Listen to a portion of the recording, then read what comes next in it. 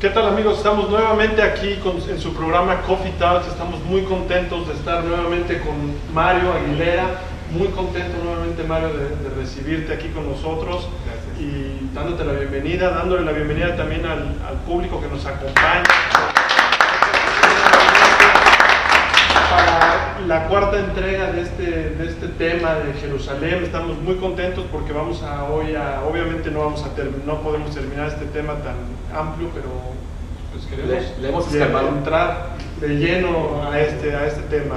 Y bueno, pues vamos a empezar el significado espiritual del templo y la relación con la iglesia en estos tiempos. Muy interesante eso. Bueno, ahí en Juan capítulo 4, Jesús tiene ese encuentro con la mujer samaritana. Creo que es un pasaje pues muy conocido por todos. Y voy a leerlo aquí en la Biblia. Está Jesús con la mujer samaritana y bueno, me voy a brincar todos los pasajes, los primeros versículos, pero me voy a ir hasta el versículo 19. Le dijo la mujer: Señor, me parece que tú eres profeta. Nuestros padres adoraron en este monte y vosotros decís que en Jerusalén es el lugar donde se debe adorar. Aquí en esta pregunta la mujer se está enfocando en el aspecto ceremonial, meramente ritual ceremonial, ¿sí? O sea, ¿dónde es el lugar correcto donde se tiene que adorar? Nuestros padres dijeron que es aquí en el monte Gerizim. No lo dice aquí Gerizim, pero Samaria está sentada sobre el monte Gerizim. Y ustedes dicen que en Jerusalén. Entonces Jesús primero también se enfoca en el aspecto físico del templo y dice: mujer, créeme que la hora viene cuando ni en este monte ni en Jerusalén adoraréis al Padre. Entonces Jesús aquí le está dando un anticipo de que va a llegar el momento en que la adoración en el templo va a quedar fuera de escena. Ni en este monte, Gerizim, ni en Jerusalén. Pero después hace una pausa, un paréntesis, y en el versículo 22 quiere Jesús afirmar que la religión judía como religión es la religión establecida por Dios, o la revelación dada a los judíos, es la revelación autorizada por Dios.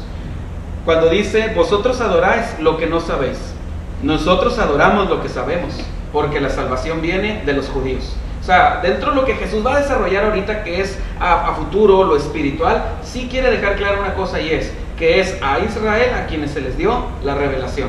Nosotros adoramos lo que sabemos, ustedes adoran lo que no saben. Eso de entrada, para todos los que nos están escuchando, eso nos debe llevar a reflexionar algo, y es que es posible que una persona sea muy sincera en su adoración, pero esté equivocada. O sea, la sinceridad no es un elemento que Dios tome. ¿Por qué? Porque mucha gente es sincera en sus creencias, Hay ignorancia. pero está en ignorancia. Y eso no le va a valer a la persona como justificante delante de Dios. Pero bueno, Jesús le dice: ustedes adoran lo que no saben, nosotros adoramos lo que saben, la salvación viene a los judíos. No hay que olvidar que Jesús era judío. Eso constantemente se olvida, aún dentro de la iglesia. Se olvida que Jesús era judío entre judíos, con todos los aspectos del judaísmo. O sea, él usaba su kipá, su talit, cumplía todos los rituales, todos los ceremoniales. Era judío entre judíos Jesús. Pero después Jesús dirige la atención, la plática a una verdad más a futuro y más espiritual. Mas la hora viene y ahora es cuando los verdaderos adoradores adorarán al Padre en espíritu y en verdad, porque también el Padre tales adoradores busca que le adoren. Dios es espíritu, y los que le adoran en espíritu y en verdad es necesario que le adoren. Lo que Jesús está diciendo aquí, voy en realidad a resumir mucho. Hay mucho que no voy a decir en este comentario, muchísimo que no voy a decir, pero uno ve en los evangelios, y Jesús constantemente, sobre todo ya en esa última semana previo a la Pascua, Jesús está confrontando el sistema del templo, los saduceos, los fariseos. Está diciendo: destruyan este templo, que se refiere al de la maqueta. Destruyan este templo y yo lo voy a levantar en 3 días. Mira, Señor, qué hermoso está el templo. ¿Veis todo esto? De cierto os digo que no quedará aquí piedra sobre piedra que no sea derribada. Jesús entra al templo, y la Biblia dice que entró al templo, pero a veces pensaría uno que entró al templo donde estaba aquí el lugar santísimo, y no. Él entra a los atrios alrededor, al atrio de los gentiles, por cierto. Es al atrio de los gentiles donde Jesús entra y echa a los mercaderes del templo. Echa a los mercaderes del atrio de los gentiles, de por acá alrededor los echa.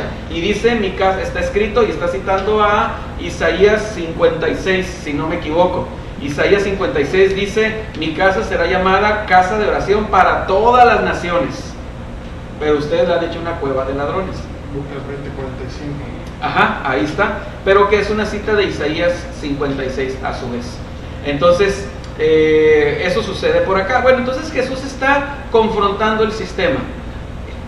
Constantemente en nuestros días, y yo lo tengo bastante bien ubicado, más o menos como de unos 20 años hacia acá, se ha dado una tendencia muy fuerte en canales de televisión, sobre todo canales tipo, y va el anuncio gratis, ¿verdad?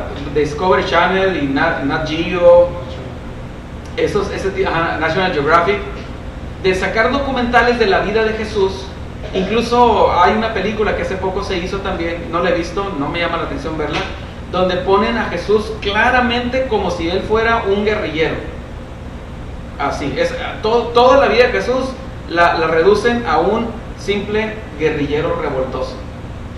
Y Jesús nunca fue esa su intención. Él está diciendo que el templo va a ser destruido no porque él tiene interés en destruir el sistema, no porque él tiene interés en destruir el sistema político, porque no hay que olvidar que el templo concentraba en Israel y hasta el día de hoy, bueno, en parte hasta el día de hoy, pero bueno, en los días de Jesús, Israel era la única nación, y ha sido la única nación hasta donde puedo discernirlo, que su sistema religioso se conjunta con el sistema político, se amalgama en un solo ente, que sería un edificio, el templo.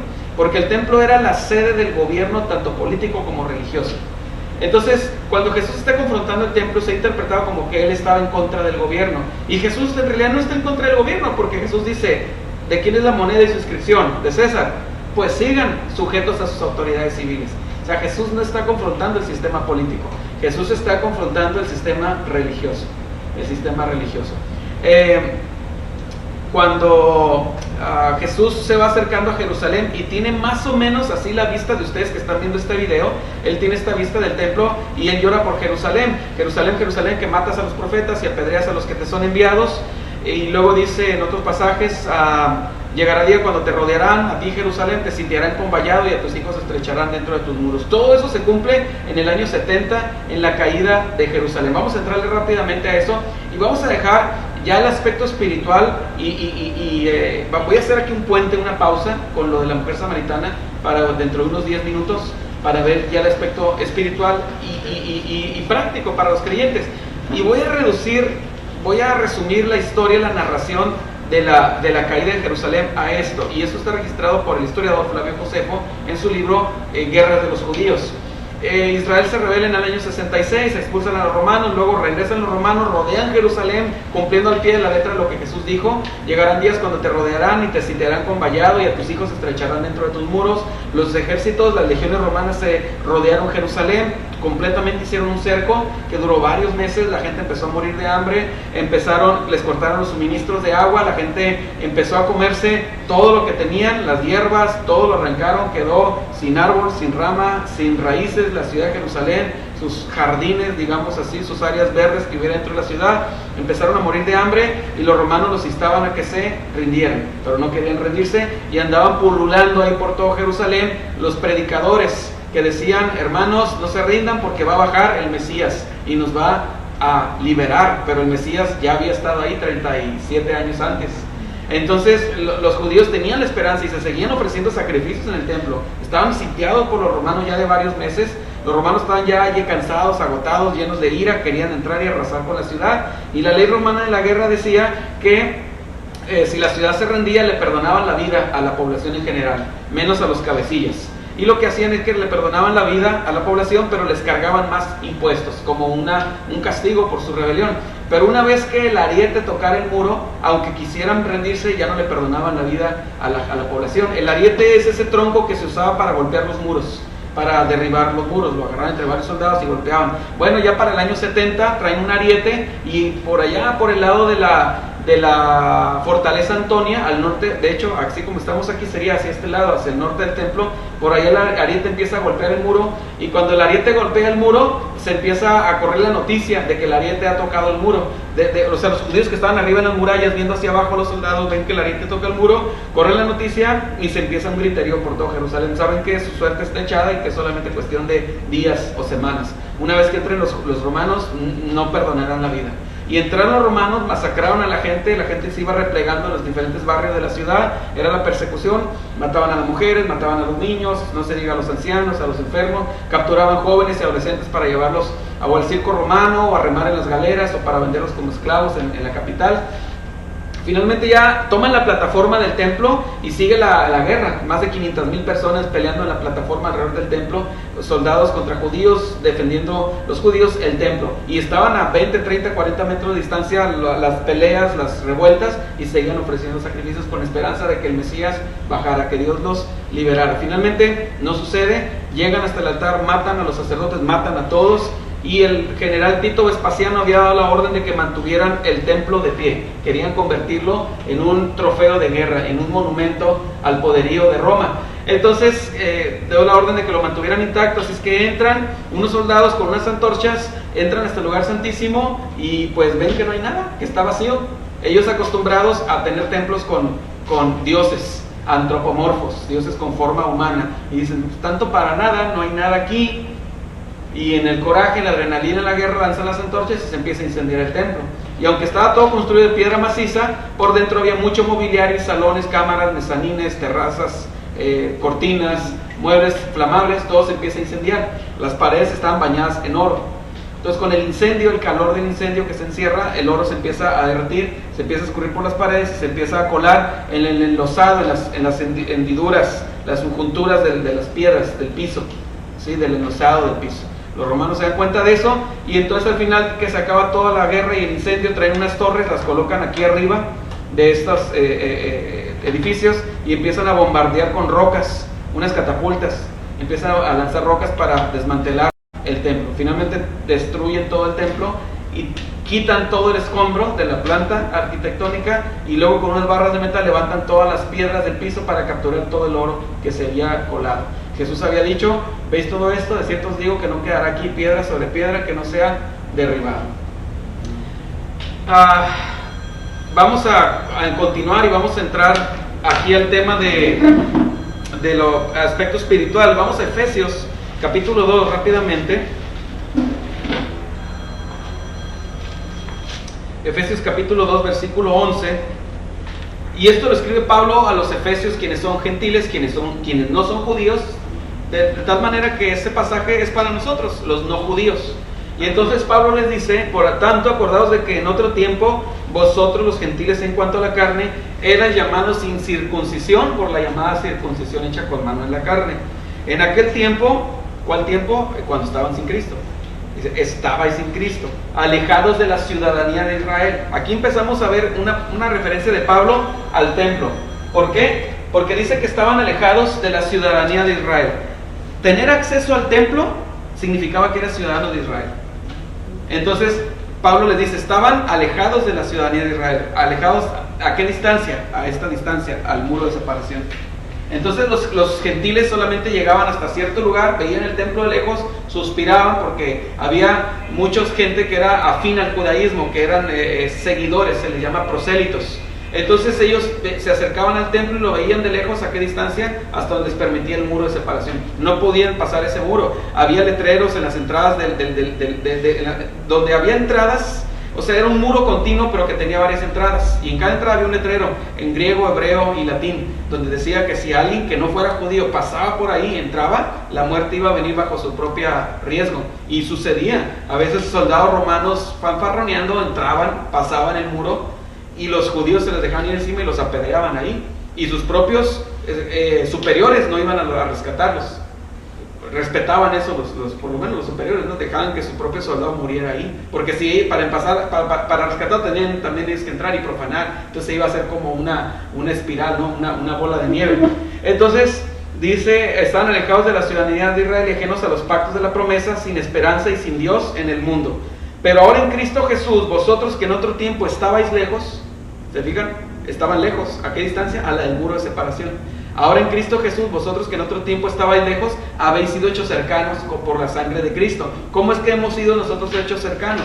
De esta manera, porque Él es nuestra paz, que de ambos pueblos hizo uno, derribando la pared intermedia de separación. Se refiere a esta pared que está aquí alrededor. ¿Sí? Derribando la pared intermedia de separación, aboliendo en su carne las enemistades. Primero derribó la pared. Físicamente él, bueno, no, Jesús no derribó esta pared, pero sí espiritualmente. Eso en cuanto al acceso a la ciudadanía de Israel. Después, en cuanto a las leyes ceremoniales, dice que aboliendo en su carne las enemistades, la ley de los mandamientos expresados en ordenanzas, para crear en sí mismo de los dos un solo y nuevo hombre, haciendo la paz. Y mediante la cruz reconciliar con Dios a ambos. ¿Cuáles ambos? Judíos y gentiles, en un solo cuerpo, matando en ella las enemistades. Y vino y anunció las buenas nuevas de paz a vosotros que estabais lejos. ¿Quiénes? Los gentiles. Y a los que estaban cerca. Pablo refiriéndose a él mismo como judío, como representante de los judíos. Nosotros estábamos cerca. ¿Qué tan cerca? Hasta aquí llegábamos. Ustedes estaban lejos. ¿Por qué? Porque la salvación viene de los judíos, y los de los judíos son los pactos, la promulgación de los pactos, de las ordenanzas, las promesas. Y vino y anunció las buenas nuevas de paz a vosotros que estabais lejos y a los que estaban cerca, porque por medio de él, los unos y los otros tenemos entrada por un mismo espíritu al Padre. Así que ya no sois extranjeros ni advenedizos, sino conciudadanos de los santos. Un advenedizo es como dicen los chavos acá en México y aquí cerquita en Tijuana, dicen un colado o un acople, así dicen los chavos. Entonces es un advenedizo. No eres de aquí, nos estás pegando, ¿verdad? Te estás metiendo sin que te inviten. Entonces dice, ya no sois extranjeros, ni tampoco advenedizos, sino conciudadanos de los santos y miembros de la familia de Dios, edificados sobre el fundamento de los apóstoles y profetas, siendo la principal piedra del ángulo Jesucristo mismo, en quien todo el edificio, y aquí empieza a hablar de lo que Jesús dejó en suspenso, cuando dice, llegará el momento cuando ni en este monte ni en Jerusalén adoraréis, sino que los verdaderos adoradores adorarán al Padre en espíritu y en verdad. Pero se necesita un templo para adorar. ¿Cuál es ese templo? En quien todo el edificio, bien coordinado, va creciendo para ser un templo santo en el Señor, en quien vosotros también sois juntamente edificados para morada de Dios en el Espíritu. Dios habitaba en este templo. Bueno, en realidad, en el templo de los días de Jesús, Dios ya no habitaba. La presencia de Dios se fue con el templo de Zorobabel. Ahí se fue. En este templo ya la presencia de Dios no se manifestaba, y eso es otro tema. Pero aquí no se manifestaba. Pero ahora pero siempre se manifiesta en un templo. Ahora nosotros somos ese templo. Dice la palabra de Dios aquí en Pedro. Dice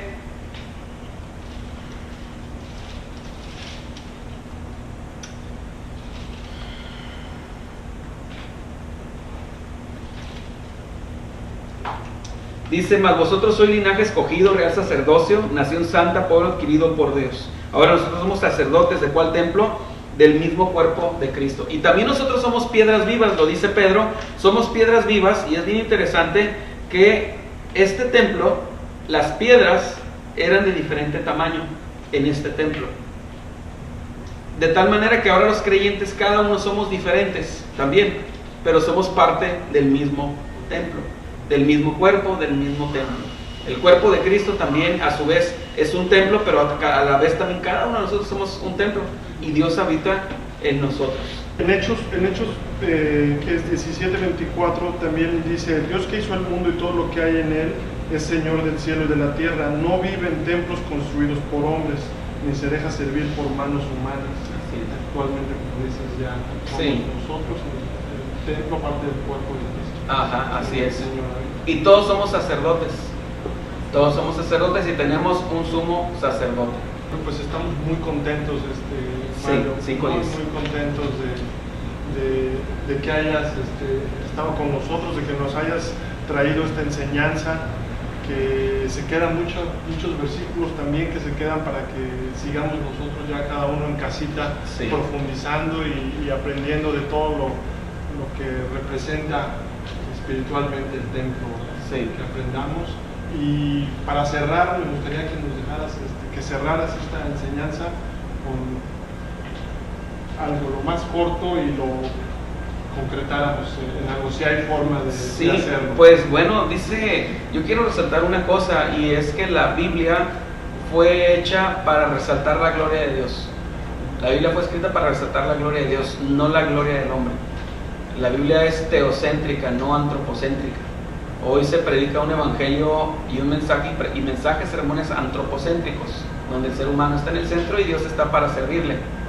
Pero no es así. Dice la palabra de Dios, se me vino ahorita, no tengo el salmo preparado, quizá alguno de ustedes lo recuerdan. La Biblia dice, mas Jehová está en su santo templo, calle delante de él toda la tierra. Toda la tierra. Hace rato estaba leyendo Ezequiel, me propuse volver a leer Ezequiel, pero ahora ya con lupa a subrayar y voy a leerles esto. Aquí está.